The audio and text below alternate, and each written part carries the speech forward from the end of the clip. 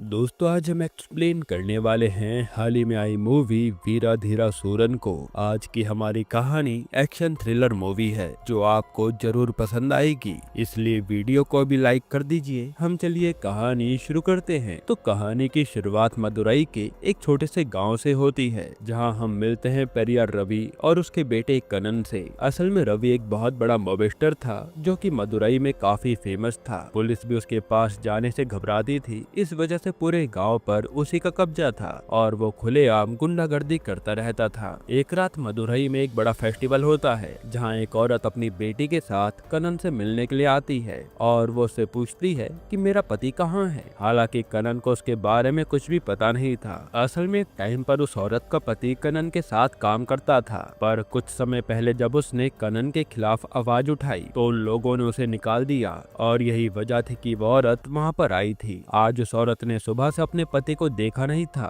जिससे उसे लग रहा था कि शायद कनन और उसके लोगों ने ही उसे मिलकर मार दिया है। अब यहाँ कनन को ये सब सुनकर गुस्सा आ जाता है, क्योंकि वो औरत उसके घर के सामने तमाशा कर रही थी। इसी वजह से वो थप्पड़ मारकर उसे वहाँ से भगा देता है। इन सब के बाद वो औरत गुस्से में अपनी बेटी को मारकर गुस्सा उतारती है और ये दोनों यहाँ से चली जाती हैं। अब असल में उस औरत का पति किसी काम से दूसरे गाँव गया था। इसी वजह से जब वो वापस घर आता है तो उसे उसकी पत्नी और बेटी घर पर नहीं मिलती। इसी वजह से वो उन दोनों को ढूंढने निकल जाता है। यहाँ आसपास के लोगों से उसे पता चलता है कि उसकी बीवी कनन के पास गई थी। ये सब सुनकर वो आदमी काफी डर जाता है और तुरंत पुलिस के पास जाता है। अब यहाँ पुलिस स्टेशन में कोई भी उसकी बात नहीं सुन रहा था, क्योंकि उसकी कंप्लेन रवि के बेटे कनन के खिलाफ थी और क्योंकि सभी उससे डरते थे, इसी वजह से कोई भी इस मैटर में पड़ना नहीं चाहता था। फिर जब वो आदमी वापस जा रहा होता है, तभी उसकी मुलाकात रिसेंटली बने नए एसपी अरुणा गिरी से होती है, जो इस केस को लेने के लिए मान जाता है। यहाँ आज उस आदमी से ज्यादा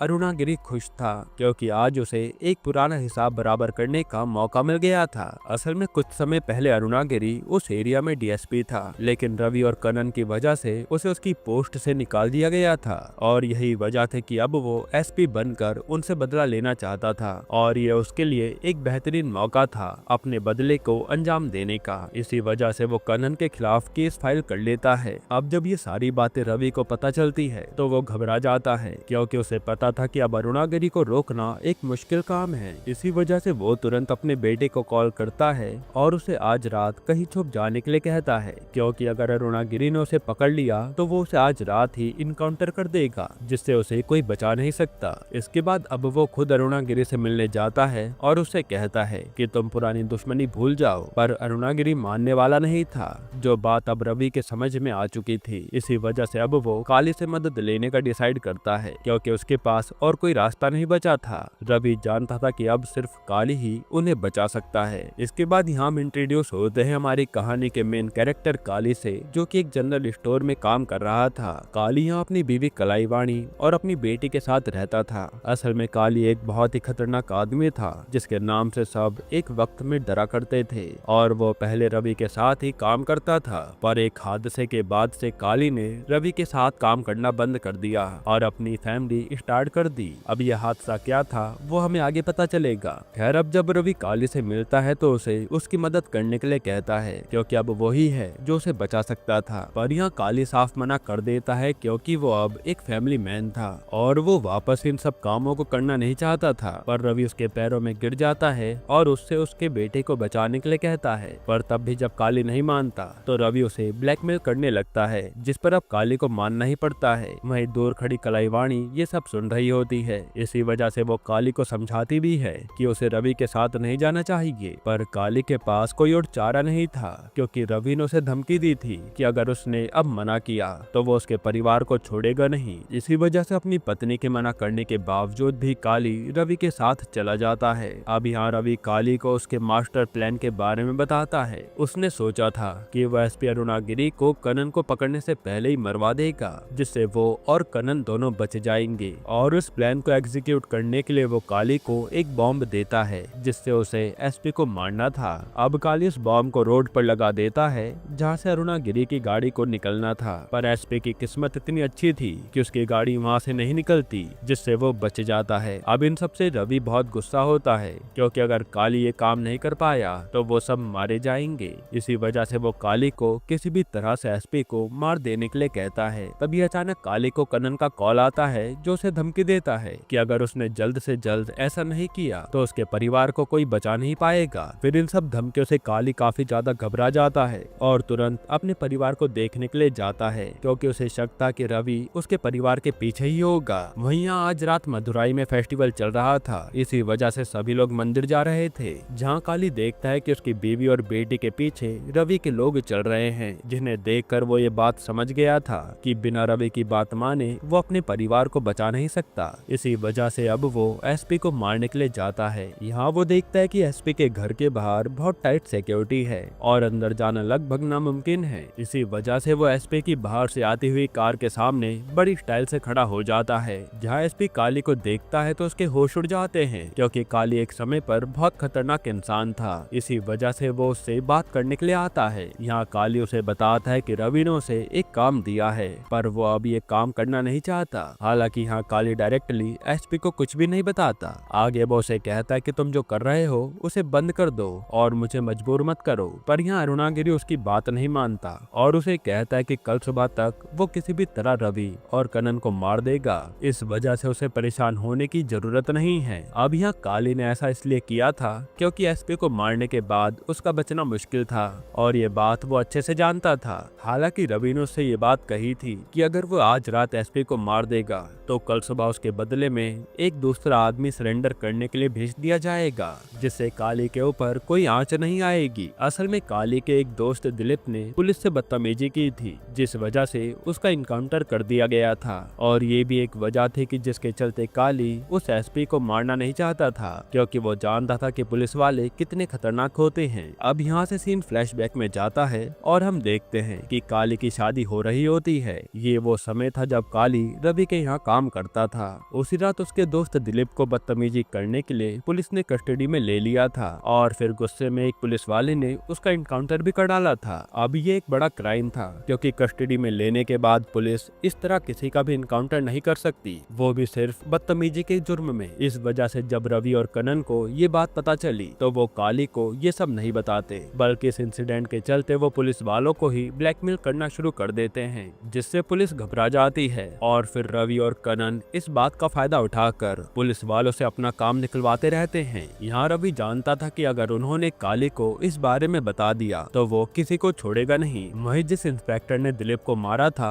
उसके फादर इन लॉ गाँव के एक बड़े आदमी थे। इसी वजह से वो डीएसपी अरुणागिरी को दिलीप का केस फौरन दबा देने को कहते हैं, क्योंकि वो अपनी इज्जत के साथ खिलवाड़ होता हुआ देख नहीं सकते थे। वहीं दूसरी तरफ काली को दिलीप की मौत का पता अपनी शादी वाले दिन चल जाता है। इसी वजह से वो तुरंत उस इंस्पेक्टर के घर पर बॉम्ब फेंक देता है और उससे कहता है कि वो सरेंडर करने के लिए पुलिस स्टेशन आ रहा है। अब जब ये बात उस इंस्पेक्टर के फादर इन लॉ को पता चलती है तो वो बहुत गुस्सा हो जाते हैं, क्योंकि इस तरह से कोई भी उसके दामाद पर हमला नहीं कर सकता था। इसलिए वो भी काली को मारने के लिए थाने आते हैं और यहाँ पर काली ने तो जानकर ये सब किया था। इसी वजह से वो भी थोड़ी देर में बड़े वेपन्स और गन के साथ पुलिस स्टेशन पहुंच जाता है और एक एक करके सभी को मारने लगता है। फिर यहाँ जब वो डीएसपी अरुणागिरी को मारने के लिए आता है तो अरुणागिरी उसे बताता है कि ये सब कुछ उसके दोस्त रवि और कनन बहुत पहले से जानते थे, पर उन्होंने जानबूझकर तुम्हें कुछ भी नहीं बताया क्योंकि उन्हें इससे फायदा हो रहा था। पर जब उस इंस्पेक्टर का फादर इन लॉ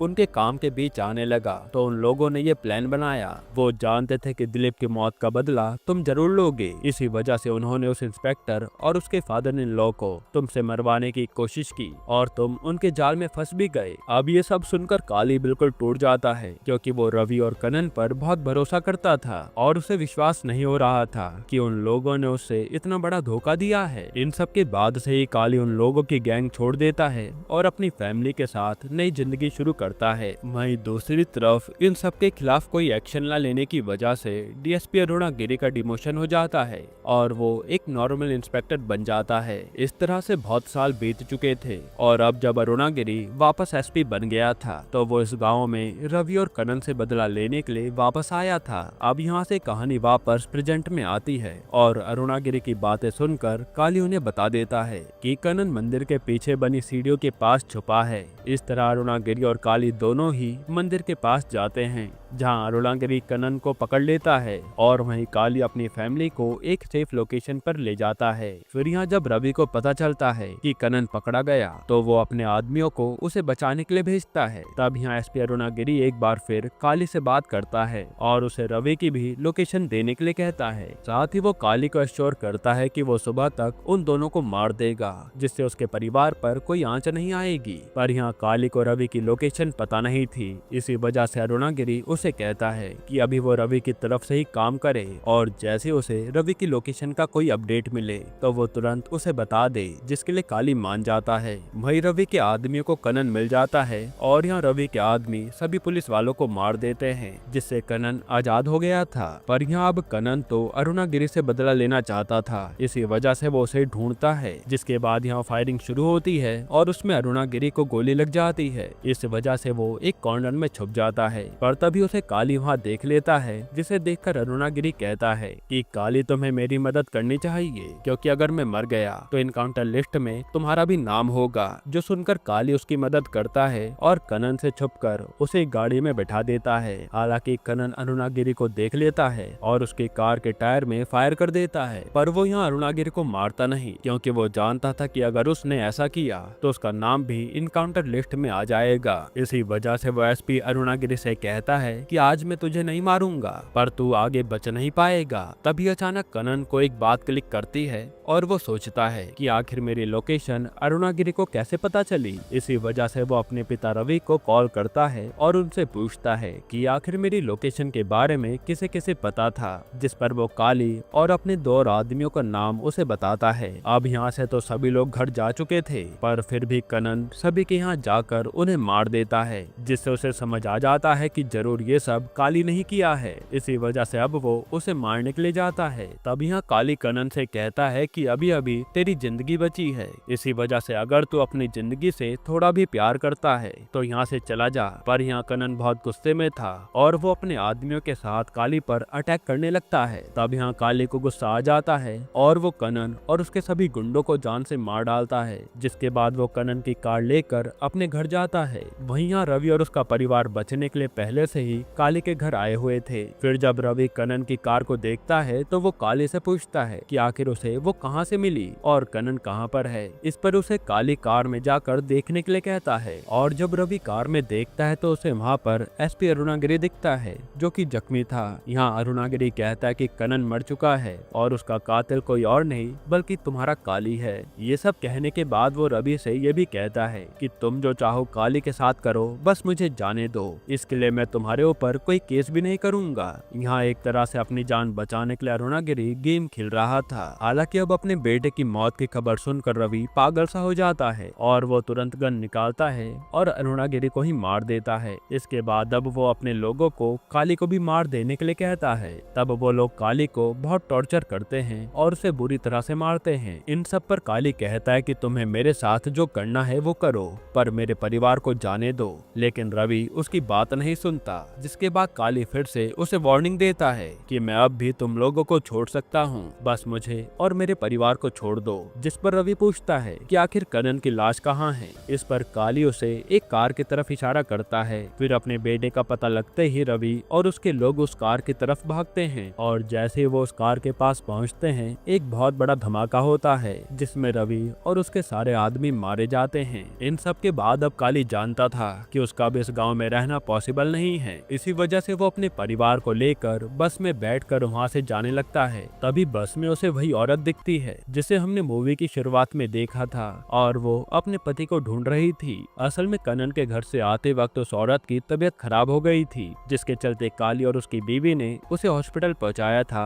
और उसकी देखभाल भी की थी। इसका मतलब था कि काली को शुरुआत से ही पता था कि वो औरत कौन है और कहां पर है, पर फिर भी उसने किसी को इस बारे में नहीं बताया, क्योंकि इन द एंड वो भी अपने दोस्त दिलीप की मौत का बदला लेना चाहता था। वो जानता था कि एसपी भी कुछ कम माइंड गेम नहीं खेलता, जिसके चलते उसने लाइन से सबसे बदला ले लिया था। इसी बेहतरीन ट्विस्ट के साथ ये मूवी यहीं पर खत्म हो जाती है। दोस्तों, आपको ये मूवी कैसी लगी हमें कमेंट में जरूर बताइएगा और इसके अलावा आप कौन सी मूवी का एक्सप्लेनेशन चाहते हैं वो भी कमेंट कीजिएगा। बाकी अगर आपको हाल ही में आई एक कमाल की मूवी देखनी है तो आप ये वीडियो देख लीजिए।